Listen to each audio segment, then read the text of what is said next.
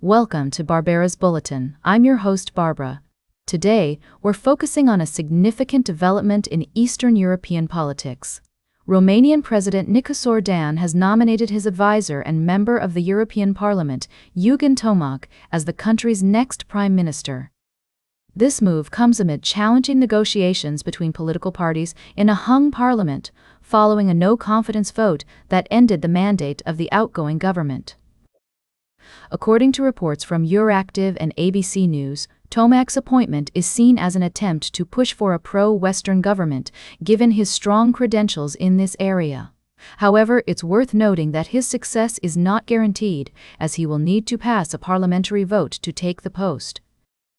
The Romanian parliament is currently divided, with Eurosceptic and pro-Russian forces representing about 25% of MPs, and the rest are split over fiscal reforms. Romania faces significant economic challenges, including the need to adopt spending cuts to get its deficit in line with EU requirements. This is crucial for accessing billions in recovery funds. Tomac has pledged to present a team of specialists, a technical government, not a political one, aiming to maintain the country's direction towards EU membership and strengthening partnerships with the US and within the North Atlantic relationship. Analysts see Tomac's appointment as emblematic of the international cross-currents Romania is subject to, given his background and stance on regional issues. His advocacy for unification with neighboring Moldova and his criticism of Russia's invasion of Ukraine are notable aspects of his political profile. As we continue to follow this story, it will be important to see how Tomac navigates the complex political landscape in Romania, and whether he can secure the necessary support to form a stable government. The next few days will be crucial, as constitutional rules give him 10 days to form a majority in parliament. We'll be keeping a close eye on developments in Romania and their implications for regional and global politics. For now, that's all from this segment of Barbara's Bulletin. We'll be right back with more of today's top news on Barbara's Bulletin. Welcome back to Barbara's Bulletin. We're continuing our coverage of global news and current events. Our next story takes us to the Middle East, where the situation in Gaza remains a pressing concern. As you may recall, the region has been plagued by conflict and restrictions on movement and trade. According to recent reports, Gazan fishermen are facing significant challenges in maintaining their livelihoods. Due to Israeli restrictions on materials such as fiberglass, fishermen are being forced to get creative with their repairs. Some have resorted to using reclaimed wood and even door frames to patch up their boats. The cost of materials has skyrocketed, making it difficult for fishermen to afford the necessary repairs. As a result, the Gaza fishing industry's total catch has shrunk significantly, from 15 tons per day to less than 15 tons per month.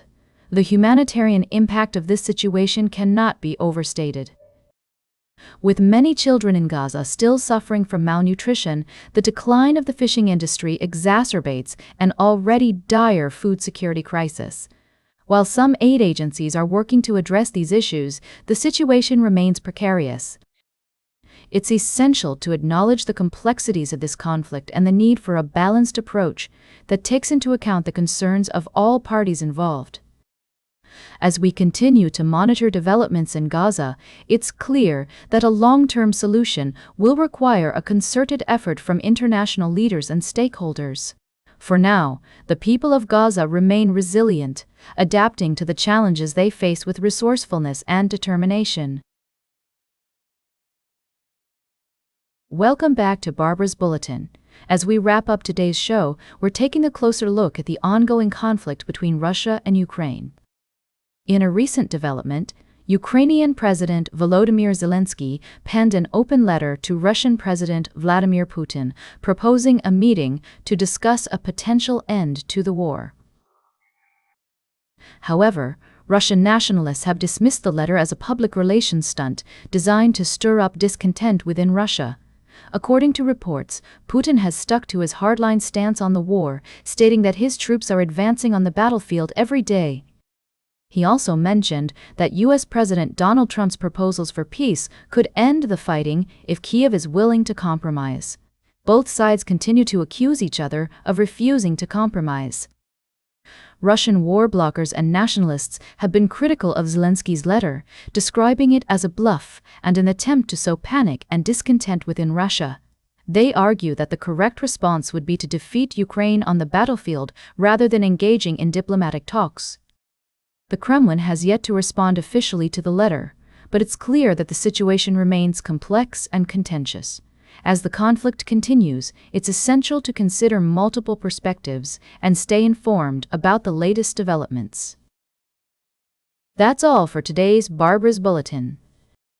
Remember to like, share, and subscribe, and until next time, stay engaged.